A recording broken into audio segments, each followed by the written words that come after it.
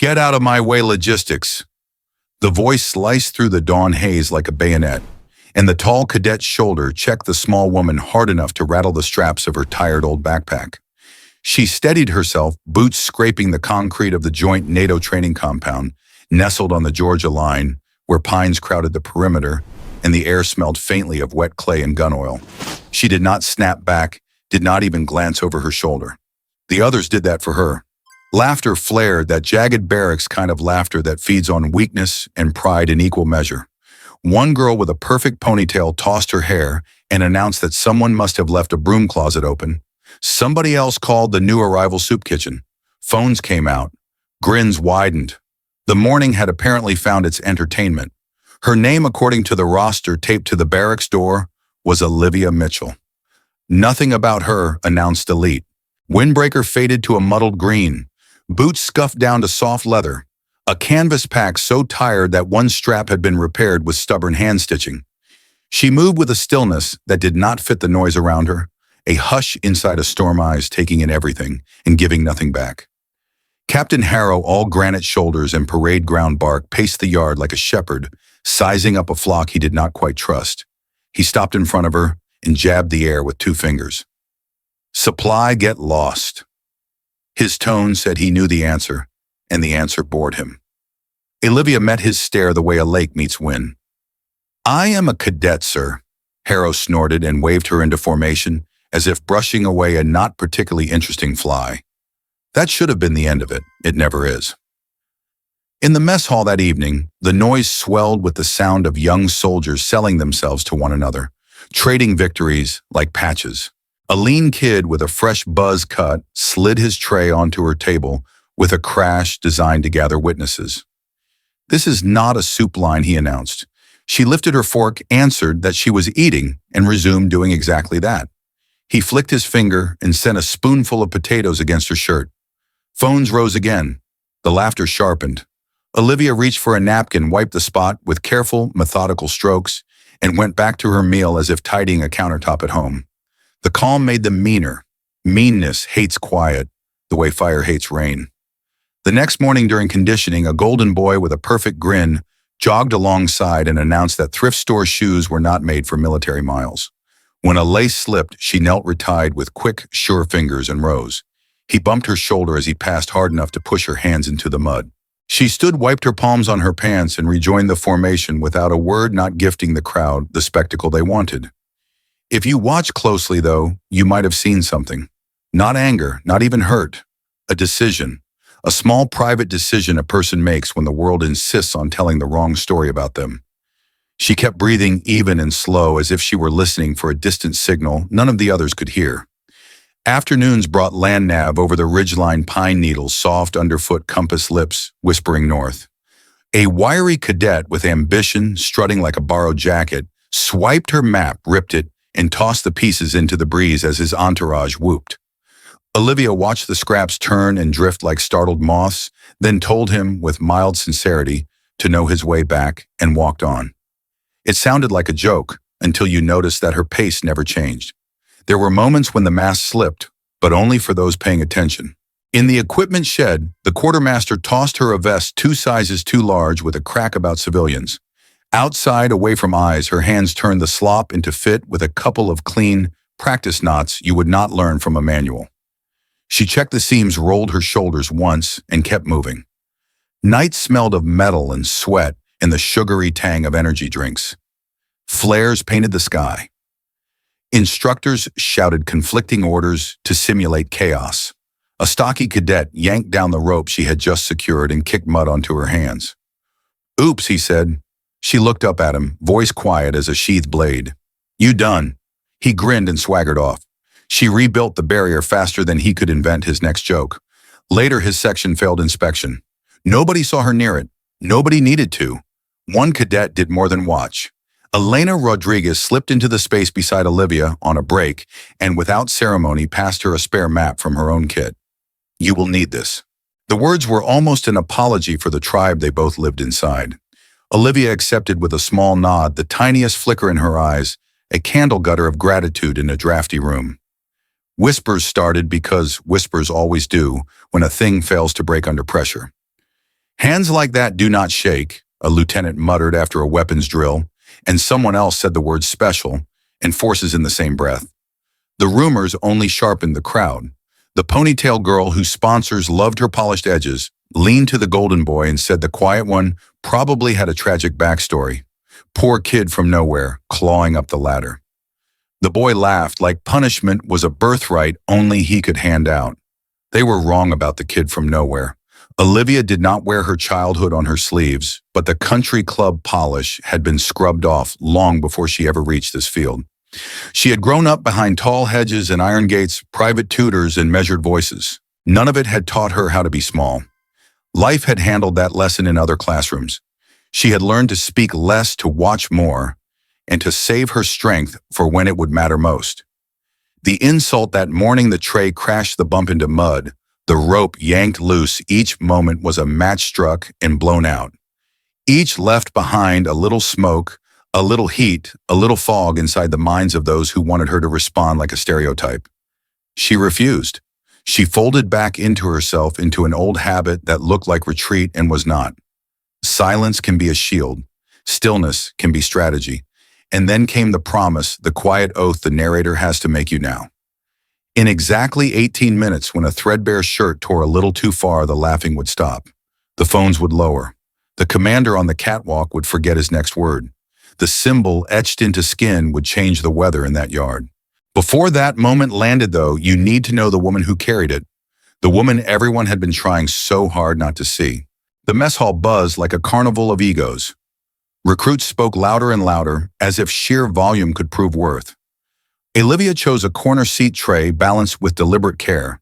She ate quietly each motion, as measured as a ritual. Derek Chen swaggered over his tray, hitting the table like a cymbal crash. Phones angled his way before he even opened his mouth. "This ain't a soup kitchen, sweetheart. You sure you're not here to wash dishes?" His words carried the gleam of someone desperate for audience applause. The laughter came on cue-rehearsed cruelty from kids who had never learned better. Derek flicked at her plate potatoes sliding down her shirt. Silence would have broken most people. Olivia only reached for a napkin, cleaned herself in neat strokes, and resumed eating as if the boy had not existed. Her calmness made the laughter brittle, almost forced. The drills came hard and endless. Push-ups until elbows quivered. Sprints across Georgia clay that stuck to boots like glue. Burpees under a sun hot enough to peel skin. Olivia kept her breath, even her shoelaces betraying her with frayed ends that would not stay tied. When Lance Morrison barreled beside her, grin flashing like a billboard, his voice carried. "Yo, thrift store, you giving up?" Laughter rolled behind him. She tied her laces and rose again. He slammed her shoulder. She hit the mud palms dirty. She rose again, steady lips pressed thin but unbroken. At break, she sat with a granola bar. Madison Brooks' ponytail crisp strutted over with sidekicks in tow. "Olivia, right. So like, where even are you from? Did you win a contest to get here?" Giggles followed. Olivia bit chewed and replied flat as "weather I applied." Madison pressed harder, gesturing at Olivia's plain shirt, her unstyled hair. "You don't exactly scream elite soldier." Olivia leaned in just enough to make Madison flinch. "I'm here to train, not to make you feel better about yourself." The words landed like a slap no one saw coming. The navigation drill came next, the forest smelling of pine sap and damp earth. Olivia's compass stayed steady. Kyle Martinez, wiry and restless, spotted her alone and saw opportunity. He ripped her map in two, tossing it to the wind. His friends cheered. Olivia only said, "Hope you know your way back." Then she walked on steps unbroken, as if a torn map were just another pebble on the trail. The rifle disassembly drill was where cracks appeared in their certainty. 2 minutes for every cadet. Fingers slipped, curses flew. Lance finished messy at 1 minute 43. Madison squeaked by at 1:59. Olivia stepped forward, hands already moving before the clock seemed to start. Pin out, bolt free, grid-like precision, 52 seconds. Sergeant Polk stared at the timer as though it mocked him. "Where'd you learn that practice?" she said. Her voice didn't waver. Whispers grew legs after that. A lieutenant muttered about special forces steadiness. Phones buzzed with rumor. Madison sneered that Olivia must be some poor tragic kid clawing for recognition. Lance declared her nothing special. Olivia tied her shoelaces again deliberately, each loop sealing away whatever threatened to spill out. In the equipment shed, Quartermaster Gibbs tossed her an oversized vest with a joke about hobos. Laughter followed cheap and quick. Outside, Olivia tied straps into knots so clean they looked manufactured, the vest hugging her frame like it had been tailored. The terrain run was punishment by design. 10 miles of Georgia woods gear dragging at every step. Madison hissed from behind her charity case, "Keep up." At halfway, Madison nudged her elbow, sending Olivia's ankle twisting on a rock. Captain Harrow's roar carried over the line. Mitchell broke formation. Squad loses points. Groans erupted, dirty looks shot her way. Lance snarled about team players. Olivia bit down on pain and rejoined formation. When the run ended, Harrow sentenced her to 5 more laps. She completed them, sweat slicking her face legs, trembling. Madison tossed an empty bottle at her. "Hydrate with air." Olivia crushed it quietly and dropped it in the trash. The night drill was chaos by design. Flares turned the sky red. Orders, conflicted whistles pierced the air. Olivia built her rope barrier under firelight. Marcus Webb yanked it loose with a grin. "Oops." Laughter. He kicked mud onto her hands. "Keep trying, princess." She looked at him, voice a blade in a sheath. "You done?" He faltered, but laughed it off. She rebuilt faster than before, knots precise despite filth. Later, his own barrier collapsed, his squad penalized. Elena saw, and her small private smile flickered. That night, Olivia sat on her bunk pulling a worn photograph from her pack. A younger self next to a man in a black jacket, his face blurred, but his stance unmistakable. Authority. Danger. She traced the crease with her thumb lips, pressing together in memory or regret, then tucked it away as footsteps approached. The days stacked like bricks. Repetition bred cruelty. But cruelty slid off Olivia like rain on steel. What the cadets couldn't see was that steel was only beginning to show. Very soon, in a yard filled with sweat and laughter, one torn shirt would rewrite every story they thought they knew about her. Morning came with rifles lined in a row, the range stretching 400 yards into the pale horizon. 5 shots, 5 bullseyes. Failure meant immediate dismissal. The air vibrated with nerves. Cadets fiddled with scopes, whispered about wind and humidity, their bravado from earlier drills evaporating like dew. Madison went first. 2 misses. Her pale face said more than her excuses ever could. Lance followed, hitting 4, cursing his near miss like it was someone else's fault. Then came Olivia. Madison muttered loud enough for a few to hear, "Bet she can't even hold the rifle right." Olivia stepped forward. She didn't fidget, didn't whisper. She settled, aimed, breathed. 5 shots. 5 perfect hits. No hesitation, no wasted movement. Silence fell heavy and unnatural. The range officer stared at the display, blinked at her, and announced in disbelief, "Mitchell." Perfect score. A colonel observing from a distance leaned forward, steel gray hair catching the morning sun. "Who trained her?" His aide shook his head. "Nothing in her file, sir. But that trigger control, that's no civilian." The whispers became something else now. Not mockery, but unease. Yet Lance barked out lucky shots, clinging to the only narrative that protected his pride. The others wanted to believe him. But when the range officer discovered her sight had been misaligned, a defect that should have made accuracy impossible, no one could deny. She had not needed the scope. She had trusted instinct muscle memory, something honed in places these cadets had only heard about in stories. The mess hall incident that evening broke the tension wide open. The food line ran empty before Olivia reached the counter. She sat anyway, sipping water at her usual corner. Jenna Walsh saw her chance. She dropped a half-eaten apple on Olivia's tray, smiling for the cameras. "Can't have you starving, right? You'll need strength for carrying our bags." Laughter again, phones glowing. Olivia looked at the apple, then at Jenna. "Thanks," she said, and took a deliberate bite. She finished it whole, down to the core, eyes steady. Jenna's smile faltered. The laughter cracked, uncertain now. Olivia stood brushed past, shoulder grazing just enough to make the taller cadet step back. For the first time, the silence favored Olivia. The following morning brought the combat simulation. Hand to hand, one-on-one. No weapons, no excuses. Olivia's name paired with Lance Morrison, the golden boy against the quiet stranger. He grinned like a wolf at feeding time. Before the whistle, Lance charged, slamming her against the padded wall. Her shirt tore down the shoulder fabric, ripping like the final curtain on a secret. Phones lifted, laughter rose. Madison sneered. Look at that. Tattoos, too. Biker gang reject. But then the laughter stuttered. The torn fabric slid further, revealing ink carved in black detail across Olivia's shoulder blade. A coiled viper wrapped around a shattered skull, fangs dripping venom. The air shifted. Phones lowered. Laughter died. Even Lance loosened his grip, confusion cracking his arrogance. Colonel Patterson, the steel-haired officer, went pale. His hands trembled as he stepped forward. "Who gave you the right to wear that mark?" His voice shook with something close to fear. Olivia's eyes met his calm, unwavering. "I didn't ask for it. It was given to me by Ghost Viper himself. I trained under him for 6 years." The yard went dead silent. Patterson's salute snapped sharp, formal absolute. The cadets stared, mouths open, as the legend they thought was rumor stood living before them.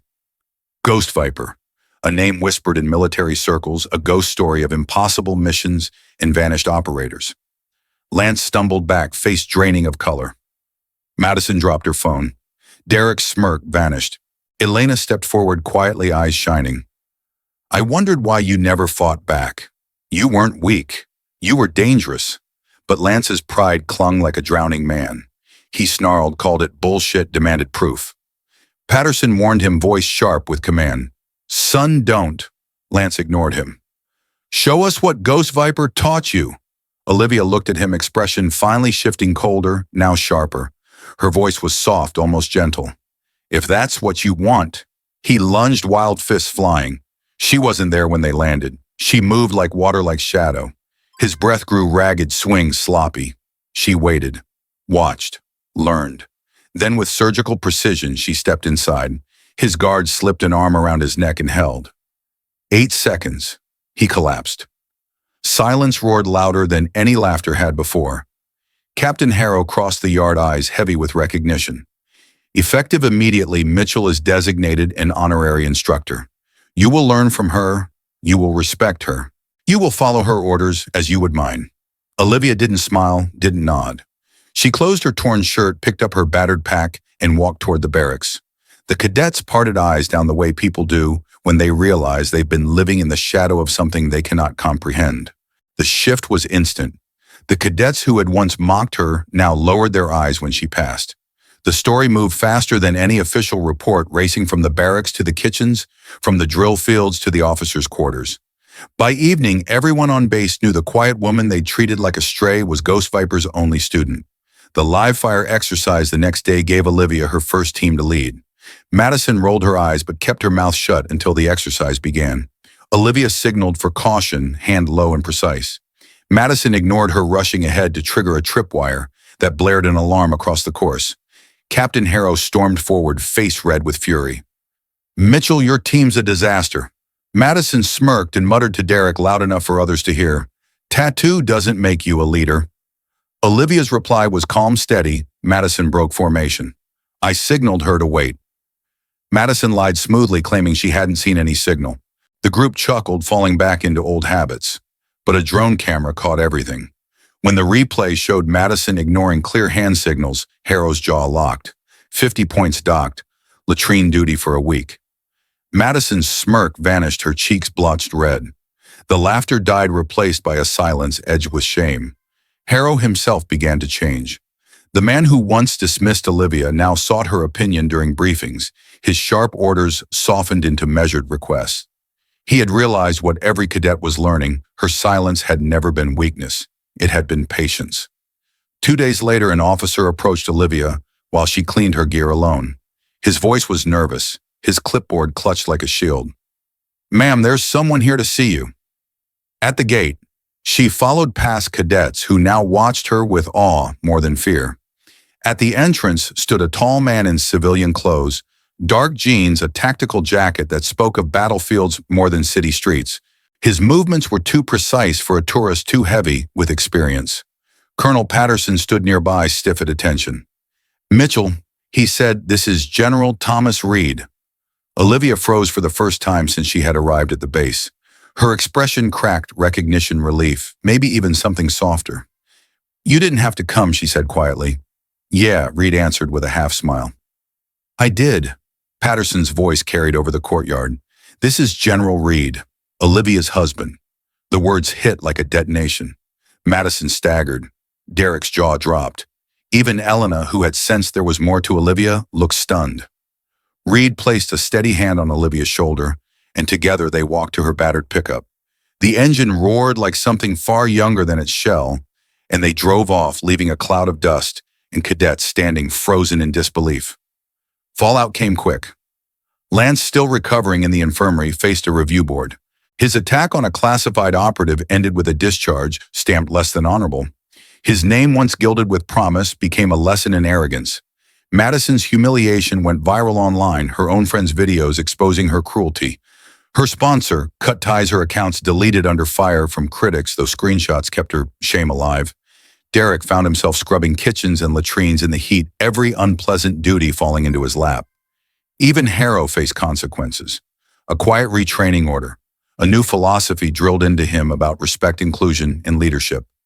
The man who had once waved Olivia off as supply crew now questioned every snap judgment he made. The base itself transformed. Olivia's story became required reading for new cadets. Protocols shifted. Harassment and discrimination brought harsher penalties. Elena, whose small kindness had set her apart, was noticed by command. She was offered advanced training mentors, eager to guide someone who had seen past appearances. Weeks later, during a review of the training cycle, Olivia's name surfaced. A junior officer, new and naive, suggested her sudden departure showed a lack of leadership. Patterson leaned forward, voice low. "Dangerous. Mitchell could have run this base blindfolded while half asleep." He slid across a sealed envelope marked with the Black Viper emblem. Inside were Ghost Viper's own evaluations of Olivia. The young officer read face-paling, line by line, and said nothing else for the rest of the meeting. Meanwhile, Olivia and Reed had vanished. Some whispered they trained special units in Montana. Others claimed they worked overseas ghosts within ghost operations. On base, recruits still found echoes of her, a photo under a bunka knot, tied with impossible precision, a story told in hushed tones. Olivia Mitchell had become folklore, a reminder that strength often wears the plainest disguise. And yet her story was not finished. One night, 8 months later, an encrypted phone rang in a remote safe house. Olivia answered. The voice on the other end spoke two words that made her blood run cold: Code Phoenix. Ghost Viper's final mission, the one that had supposedly killed him, was alive again.